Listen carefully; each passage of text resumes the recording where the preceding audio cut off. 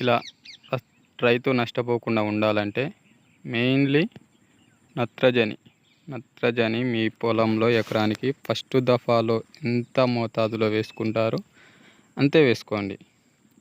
కానీ రెండో దశలో వరి చేను చిరుపొట్ట దశలో నత్రజని మోతాదు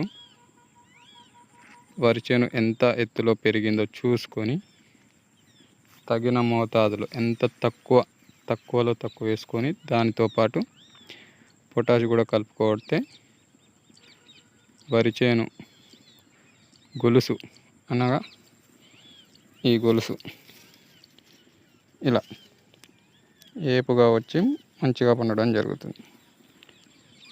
అదే నత్రజని ఎక్కువ వేశారో మొత్తం ఇలా వర్షాకాలంలో నత్రజని ఎంత తక్కువగా వేసుకుంటే అంత మంచిది. వీలైనంత వరకు యూరియాని తక్కువ వేసుకోవడం వల్ల వచ్చేను ఇంట్లో పెరగకుండా ఉంటుంది. ఇలా పెరిగి మొత్తం ఖరాబ్ అయిపోతే రైతు కళ్ళల్లో నీరు తప్ప ఏం కనపడదు.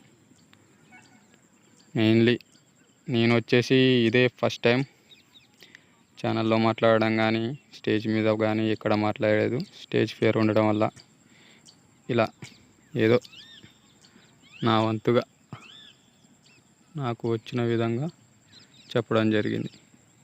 అర్థం చేసుకొని లాస్ట్ వరకు వీడియో చూస్తారని ఆశిస్తూ ధన్యవాదాలు.